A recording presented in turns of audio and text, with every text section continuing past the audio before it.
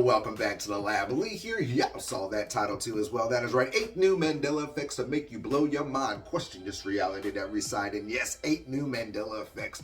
This one's going to be an awesome one, so stay tuned through the whole thing. With that said, remember that some of these Mandela effects might not be new to you. They may be new to somebody else, so please respect that. We all live in different timelines, so you can't judge somebody's time to another time, so you know how that works. And at any time you do enjoy this video, please remember to hit the thumbs up button, subscribe, any little bit counts. Let's get to 10 G's, as well as leave me your comments down below so we can talk about these Mandela effects and others you would love to discuss on this channel. So let's get this going. We're going to start off with the American flag, Old Glory, the Stars and Stripes himself.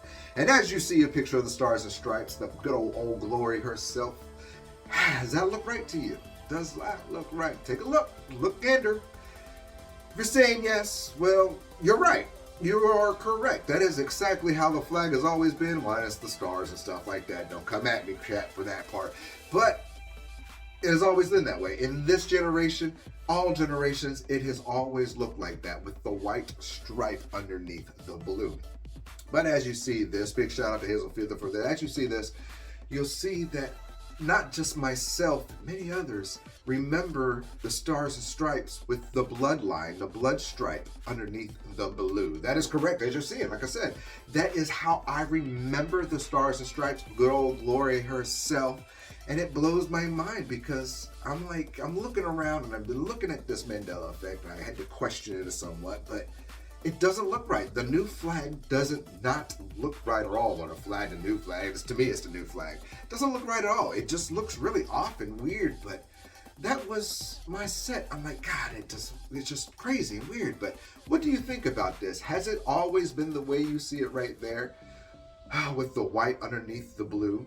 Or do you remember the bloodline, the blood red line underneath the blue? What do I do to make my honey smile? I tickle his ribs. Lawry. That is right. We are going to be talking about this famously named seasoning that everybody used if you season your food correctly. Don't take offense to that, ladies and gentlemen. Y'all know who you are. But let's talk about Lawry's. Yes, it is right. Lawry's season. Well, what is it fully called? Lawry's seasoning all, right? Seasonal. It's seasonal, right? And that's what it is. It's a seasonal. It's all seasons, right?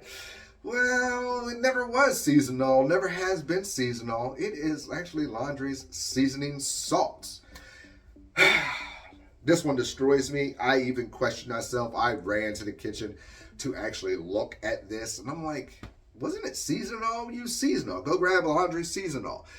And it's never been seasonal. It's always been seasoned salt. Seasoned salt. It blows me away because it was all the seasonings you needed in one. That's why it was a seasonal. And it blows my mind that it's not like that. And, you know, I just don't think it's me. I think it's other people out there, too, that remember this. But what did you remember about Lawry's seasoning?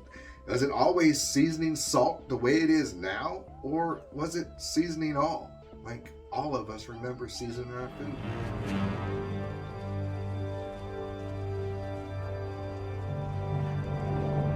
Ooh, Noah's Ark. This one's going to hurt you to the core, ladies and gentlemen. This one's going to hurt you to the core. And we are talking about the animals that he had to bring, right? The animals. And this one comes from a viewer I saw this morning. This comment here, big shout out to you, see your name on the screen. I had to stop everything I was doing, look this up to make sure I wasn't losing my freaking mind reading this and making sure it wasn't a hoaxy-loaxy. But how many people remember Noah gathering 2 of each animal to his boat? Okay, follow 2 by 2, correct? Yeah, that's how we learned, right? 2 by 2 of each animal. Well, you're wrong. You're wrong, because it wasn't 2 by 2. It was 7 pairs. That is right, correct. You see it right here, 7 pairs of each animal, clean and unclean. Blows me away. Never in my reality have I ever heard of this. It was always 2 by 2. They walked 2 by 2. But it's 7 by 7. 7 unclean, 7 clean, 7 birds. It is, what the fuck is going on? This blows my mind. It destroys me. I never remember that. And you're seeing a clip of actually Noah itself from the video after the movie with Russell Crowe, and you see 2 by 2. All the animals there are 2 by 2. So where did it get into 7 by 7, 7 pairs? I'm telling you, it blows me away. The Bible is getting rewritten every day as I speak, most likely, and it is just crazy. But how do you remember it? Has it always been to you like it has been to me and many of us, 2 by 2? Or is it from your reality the way it is now, 7 pair of clean, 7 pair of unclean, 7 birds? I can't even fathom this. I can't even download this right. Let me know. It's a very easy thing to do. Just sit on down and get... Who lives under a pineapple under the sea? SpongeBob SquarePants. Oh yes, SpongeBob SquarePants, and we're talking about him himself in Bikini Bottom as always. And actually look at SpongeBob. Here's a picture of SpongeBob. You know what SpongeBob looks like, I know, but here's a picture of SpongeBob. And look at his entire, look him up and down and up, all the way around. And I'm trying to tell him, look at his shoes in particular. What's missing from his shoes? What is missing from his shoes? Everybody has them on them shoes, right? Laces. That is correct. Laces. Laces are missing from his shoes. And I know some of y'all people out there are like, Lee, SpongeBob never had laces.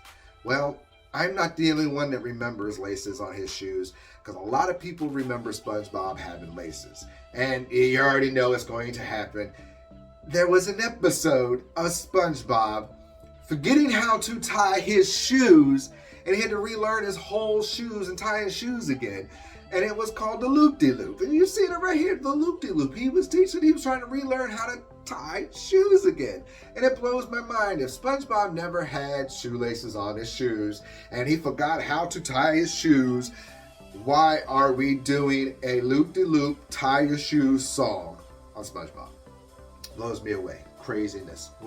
But how do you remember SpongeBob? Has SpongeBob in this particular timeline always not had laces on his shoes?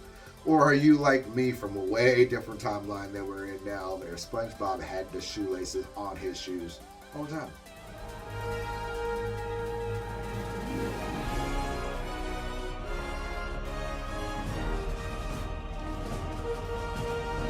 That is right, ladies and gentlemen. I've been breaking in from your regular scheduled programming to give you some breaking Mandela proof. Yes, that is right, Mandela proof a little bit here. I actually got 3 of them for you. We're going to be talking about JFK's assassination, well, the car itself. We're going to be talking about Fonz and his jacket, and we're going to be talking about Mandela himself. That is right. But first, we're going to start off with JFK. Now, everybody knows the car, the whole thing, that a lot of us remember the car being a 4-seater. A 4-seater car, guard, driver, the president and Jackie. Well, you know that the Mandela Effect now shows you that there is a 6-seater. It's a 6-seater car now with 6 people in it. Well, I have evidence from Robot Chicken showing you what the car originally looked like. No less funny sketch. Dallas 1963. Ooh, yeah, that's how I remember the car. The good old 2-seater. With that, staying on all this, Fonz, yay! And his jacket. A lot of us remember his jacket being full leather, all the way leather, full blackish leather. But now it is kind of this brown leather. Well, once again, Robot Chicken is going to prove all those naysayers wrong.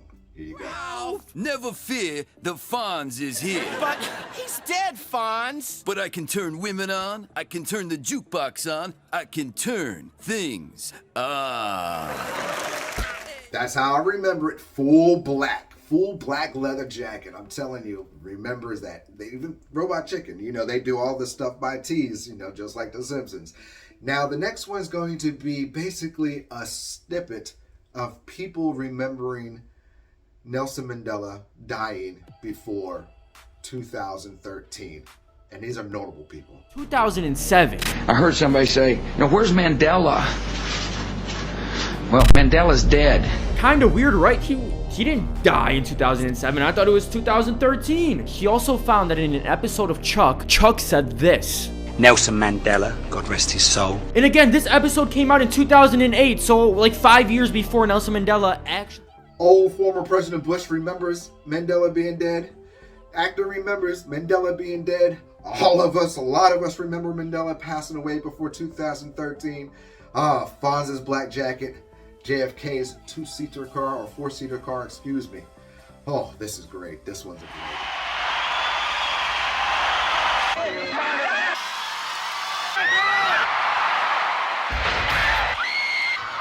Oh yeah, we talking about my main man, Michael Jackson. That is correct, the king of pop, the greatest of all time. And we're talking about A Part of Me. Yes, A Part of Me, the song A Part of Me, and the lyrics in this. Well, here, listen for yourself.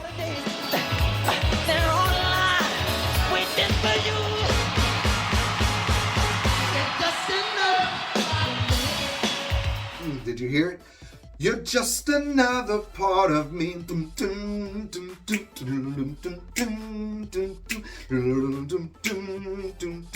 Yes, you're just another part of me. You even saw it on the screen.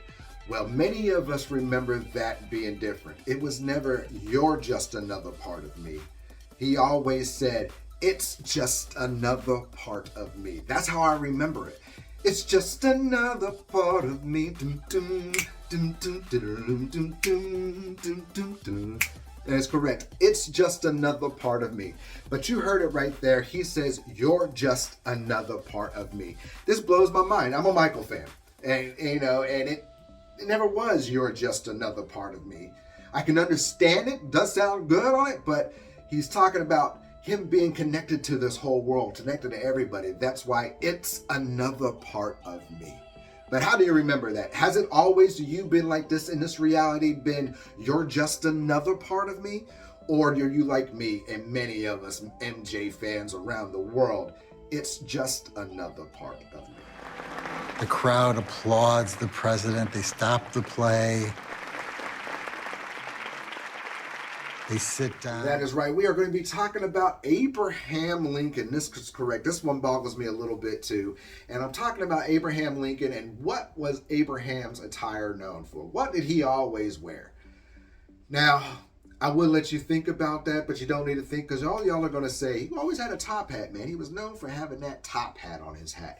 Well, you're wrong, just like I am wrong, like most of us have always been wrong, because Lincoln really never wore the top hat. He rarely wore the top hat, apparently.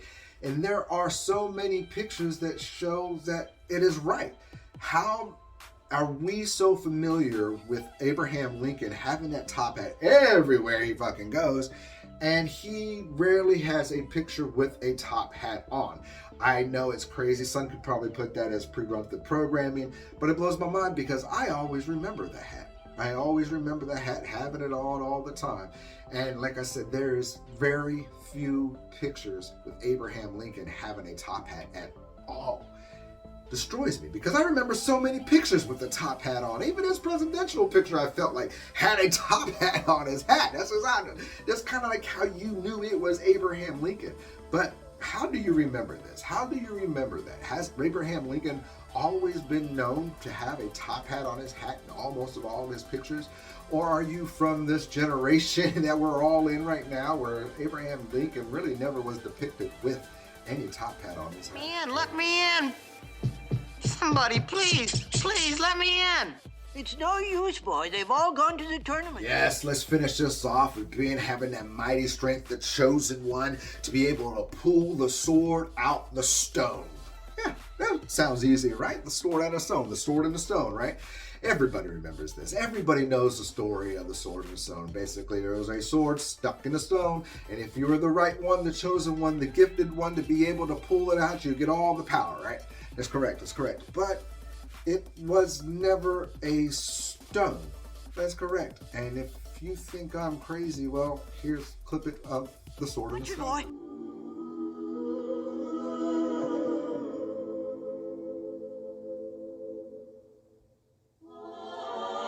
Better leave it alone. An anvil. Yeah, an anvil. Oh wait, you know what an anvil is. An anvil? That's not a stone. Not a stone at all.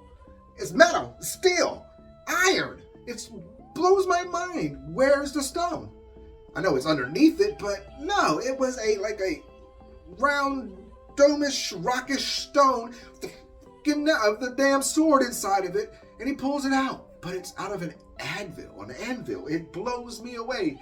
It's kind of like I feel like an Acme anvil flew off Miss Cody and dropped down on that stone.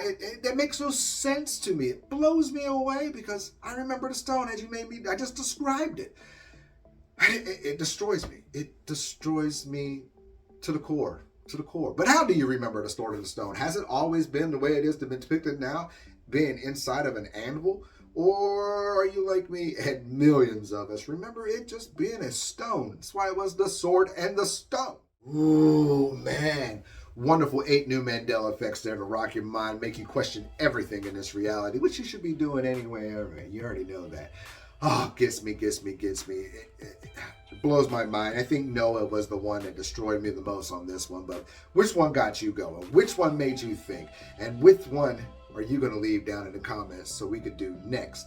If you like this at any time, please remember to hit that thumbs up button, subscribe, and leave those comments down below like I just said so we can talk about these and yours on the channel. Till that, I hope everybody has a wonderful rest of your week, and remember to keep your mind open because those eyes will see everything in front of you. Y'all stay crazy. You gave us something we never thought we could have. And what is that? Another chance. I think I heard a shot. I think I heard a shot.